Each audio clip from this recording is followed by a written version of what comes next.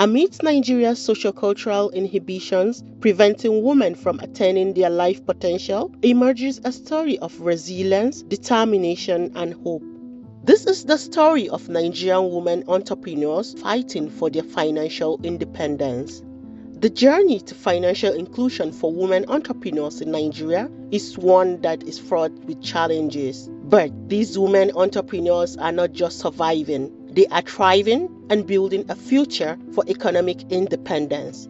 Despite the gender challenges they grapple with in their day-to-day lives, their resilience and determination is transforming the livelihood of their families and communities and also fostering financial inclusion in the process. She faced many challenges in her life.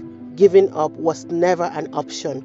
Zulaiha Shehu is an entrepreneur who produces toiletries, soap, perfumes, body spray, pomades, and a host of other things to make a living. Yet, access to finance has been her biggest hurdle.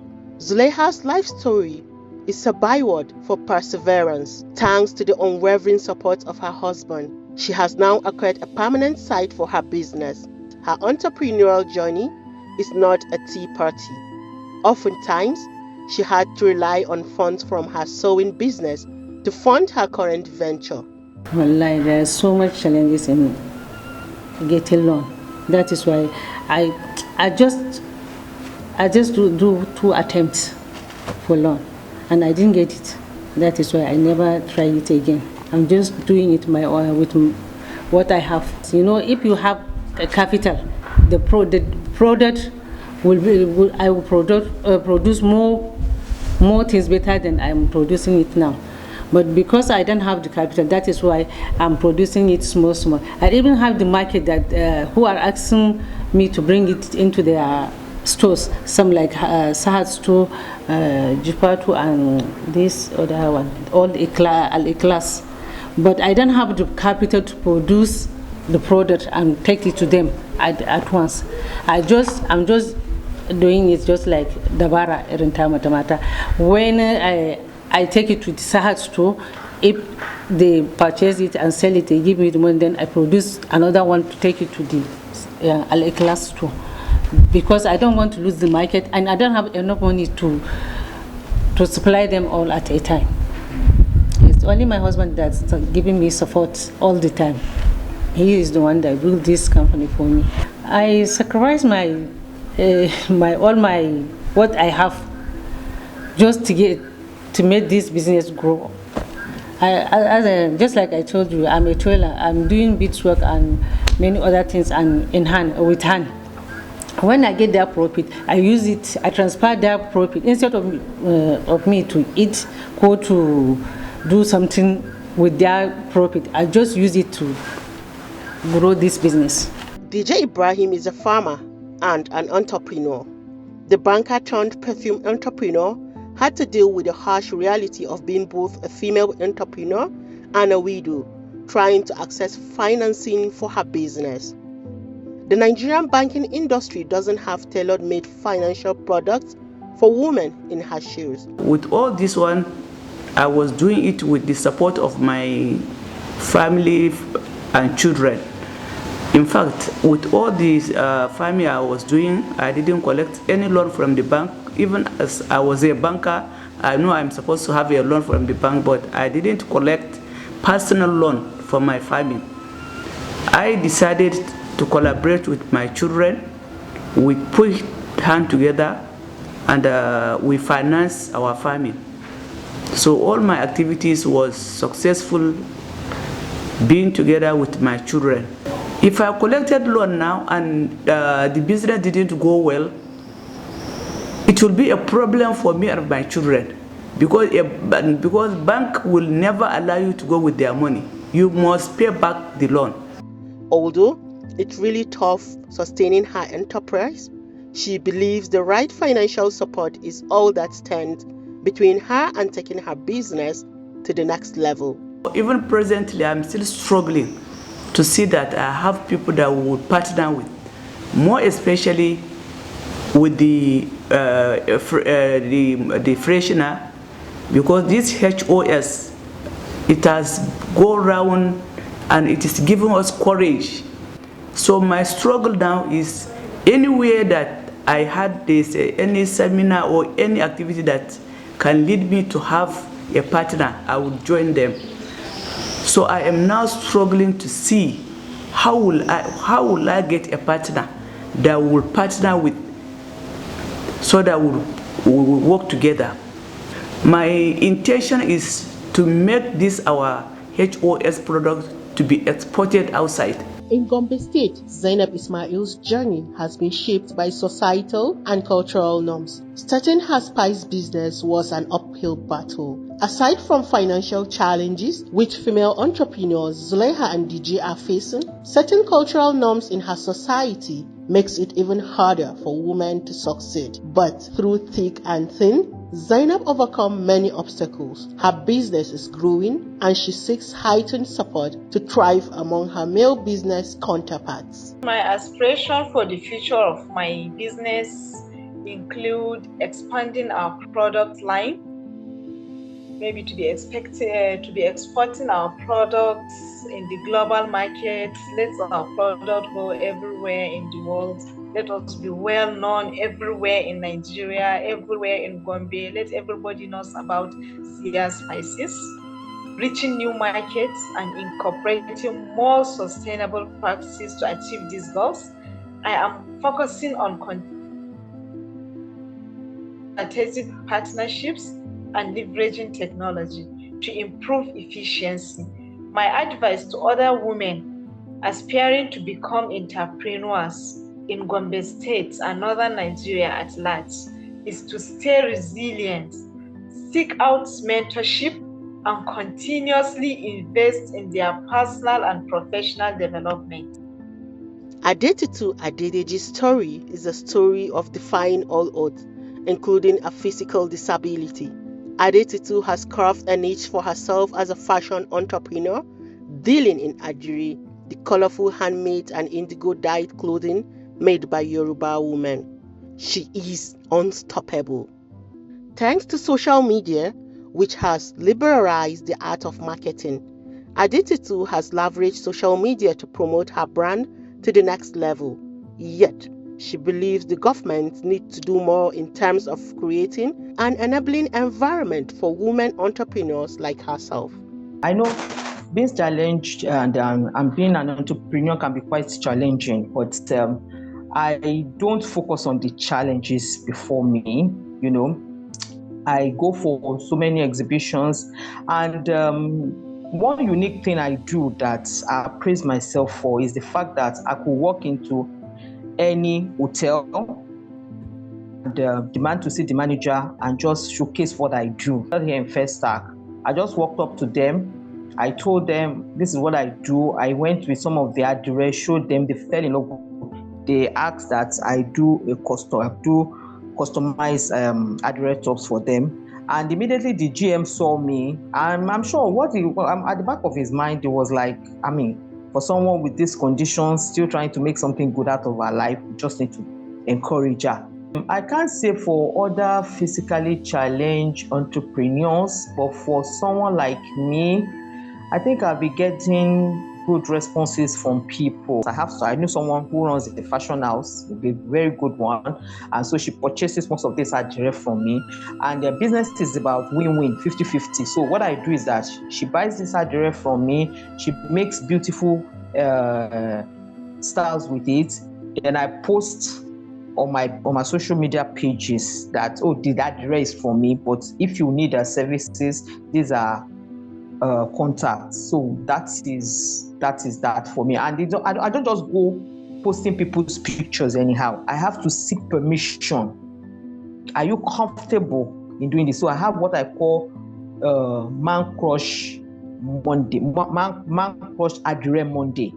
So I celebrate men in Adire with what they do on Mondays. Then Wednesdays are for the women. So that is one unique thing about what I do. Like Adetitu, Victoria Oluwasanya wants to see her business grow and will stop at nothing till she achieves it. We need for the banks or the lending institutions to look at women's issues, women's challenges.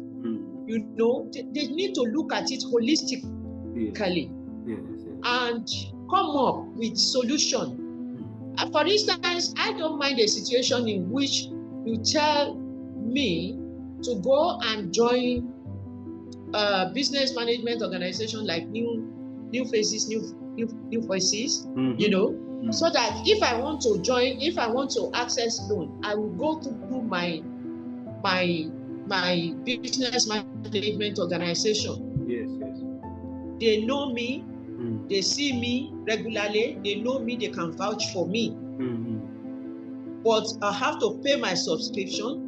I have to abide by the rules and regulations. Sometimes that is not happening like that. Even if you do all of that, that does not mean you will still get this money that we are talking about from Bank of Industry. Even the commercial banks, their rate is too high for us. That is the truth. Their rates too high. We need single-digit loan. Single digit interest loan. Anything that is double, we will not be able to cope with it. The journey towards financial inclusion is one that is fraught with too many obstacles. Financial experts and entrepreneurship stakeholders believe accurate data collection and robust monitoring and evaluation mechanisms are essential for achieving tailor-made, effective financial services for Nigerian female entrepreneurs. Ms. Olushola Afolalu of EcoBank Nigeria believes that efficient data collection and effective monitoring mechanisms are critical for understanding the needs of Nigerian female entrepreneurs. Digital literacy is important.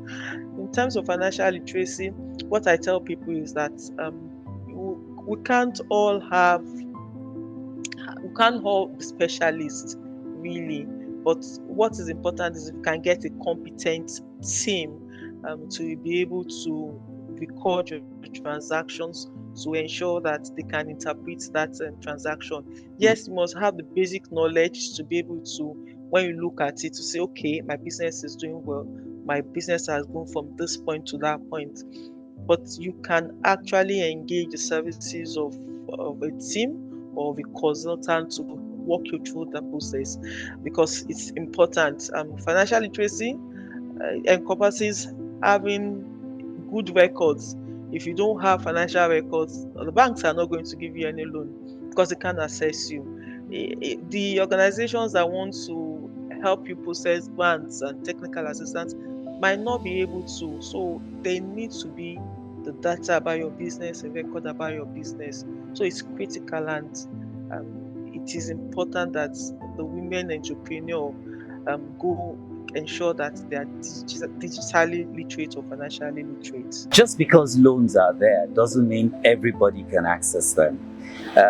No matter how friendly the terms are, no matter how woman friendly the government policies and institutions want to make their loans, there will still be a certain minimum requirement level for all these loans. And what that means is that for the woman to approach and to get those loans, they will need to meet that minimum standard. And this is a minimum standard that has been lowered compared to the tougher ones that typical businesses or male-led businesses have to go through. So if 70% of the women are yet to access these loans, then we need to start working towards financial inclusion, and that is raising the standards of these women's businesses so that they can get access to finance, and that's what NFMV is doing. We need to start creating more business education opportunities. Again, this is something I was involved with the Sherry Blair Foundation through the Enterprise Development Center. We need to do a lot more of creating female business networks that will come together and educate one another and speak and act as a collective, so that together they support one another to meet minimum requirements and approach the lending institutions to be able to acquire these loans. That's the only way it can work. Ms. Ashley Emmanuel, Chief Operating Officer at Semicolon Africa, bemoans the difficult atmosphere of doing business for Nigerian women, calling for improved representation of women in startups with the capacity to access venture capital. Although there have been some improvements, there's still quite a few challenges that remains low. We still see lower financial inclusion figures among women than among men. We see still kind of less in terms of the economic activity or success of women-run businesses. We don't see as much representation, particularly in terms of businesses that are growing into medium or larger enterprises. We see a very low representation of women-run businesses in startups that are raising venture capital, for example. So while we've seen some kind of initiatives by government and by others to drive economic inclusion, financial inclusion for women and female entrepreneurs, we can see in the data that there's still quite a lot of work remaining to be done because they're still facing a lot of challenges and there's still a material gender gap. How can we maybe change our attitudes, the ways we interact in our families, in our religious groups, in our communities, to ensure that there's equal opportunity for men and for women? So I think that gender, really kind of looking at and then slowly doing the work to change restrictive or harmful gender norms is one. At the same time, we can also be doing some other things. So we can be doing, like I said, think about when we set regulations for government, for regulators, every time we create policy or regulation, thinking about how is this going to affect women versus men. For financial service providers, when they're creating products being delivered, does this product make sense for women as well as for men? A lot of times, if they don't go through that thought process, they're likely to just design for the customers they've typically had, which have predominantly been men. So they might be designing for men without really intending to. So just asking that question, and am I designing for women? And then sometimes if a bank or a financial service provider sees the strategic value in capturing some of these uncaptured segments of women customers, then really deliberately designing some products for them. So being woman-centric in our design. Access to finance products and services would be a game changer for Nigerian women entrepreneurs. Education and awareness are crucial for ensuring women entrepreneurs are able to take full advantage of these opportunities. We have a special product by Bank of Industry. Bank of Industry is a development finance bank owned by the government to support entrepreneurs, male and female.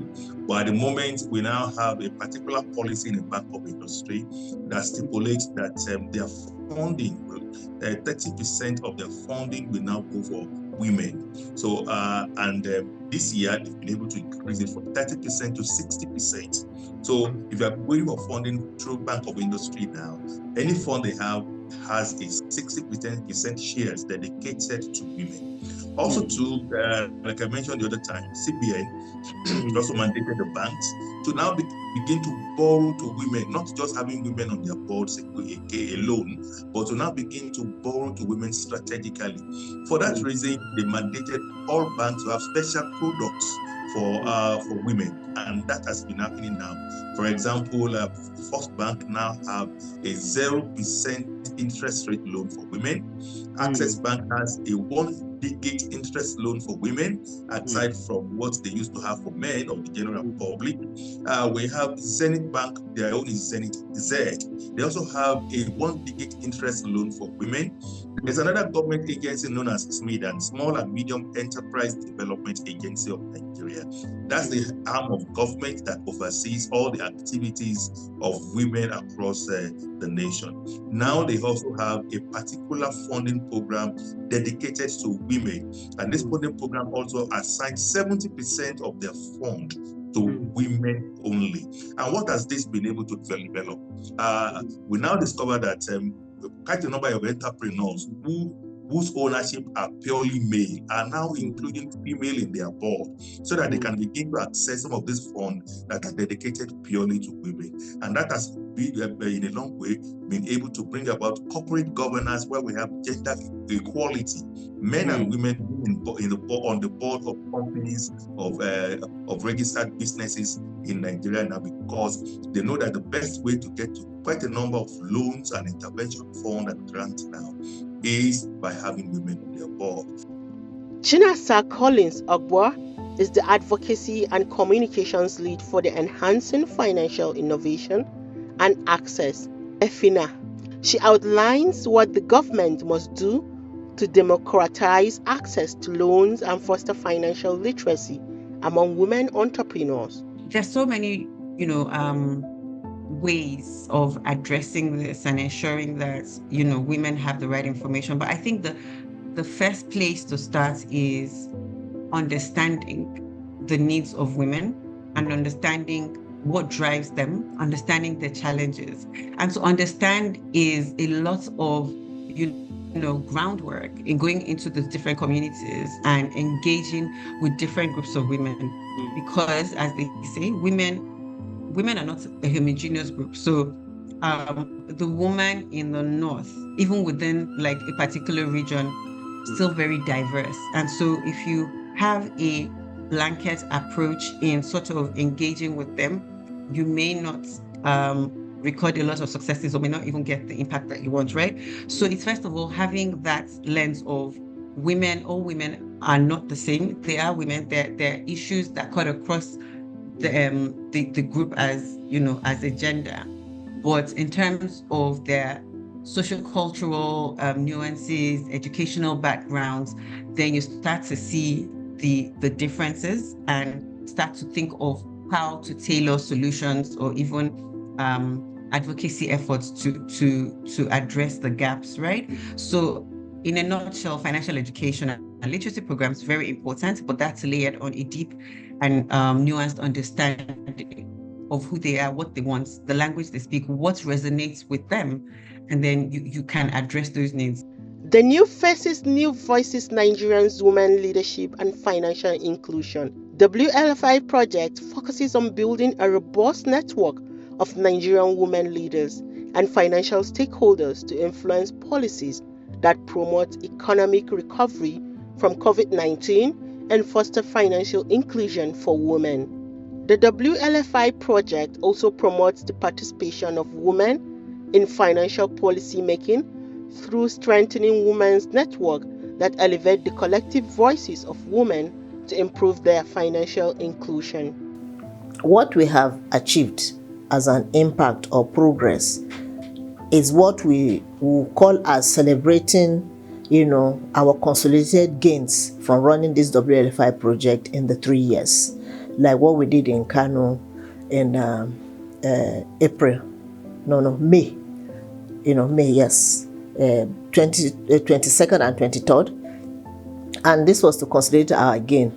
And you can see that we really consolidate our gain because number one, the Kaswa24.com, saw the viability and saw the impact that we were able to build over these 2 years, and gave the women that participated, the beneficiaries, a 1 year full free, complimentary to onboard on Kaswa24 to be able to advertise, sell their products, and at the same time buy, and last Saturday we were able to onboard the first batch, of the NFMV women entrepreneurs on Kaswa24.com. The second impact that we're able to make, as from the summit in May, was that the state government, had a program on ground to empower women monthly with 50,000 naira, and we were privileged that the Commissioner of Women Affairs and the Commissioner Commerce and Trade were in attendance, and they pledged that the beneficiaries from the NFMV Women Leadership and Financial Inclusion will benefit from this 50,000 naira monthly grant. We are in that process yet, but the good thing is that we started implementing the 2 pledges, like communicating with the commissioner and also the CASUA 24 for onboarding 39 women last week. Well, all of them has to go through, a kind of selection to ensure that they have, concrete businesses on ground, no matter how small it is, so that they can build on it and enhance and even, expand their businesses. Despite the NFNV, WLFI's project strides in fostering financial inclusion, achieving women's financial inclusion remains an ongoing project. Therefore, Aminu says NFNV Nigeria will continue to pave the way for Nigerian women's journey towards financial independence. What they need as entrepreneurs is resilience, and persistence, and a lot of patience, and then try to gain knowledge wherever they can get that knowledge, because knowledge is not always enough. Even me, as leading NFNV Nigeria, I always look for opportunities where I can enhance the knowledge I already had. So that's the only encouragement I will give them, because by gaining more knowledge and by being persistent and being patient and resilience, because there's nothing apart from being entrepreneur, you need, for even life's journey, you need a lot of resilience. So that's the only encouragement I will give them, and it's never wasted. Women in Nigeria face myriads of challenges when it comes to starting and scaling their businesses, from limited access to capital to systemic discrimination and deeply entrenched cultural biases. Their entrepreneurial journey is one dotted by a series of ups and downs. The stories of women entrepreneurs told in this documentary are a testament to their strength and resilience in the face of the most daunting of challenges. With the right support and opportunities, they can achieve anything, anywhere.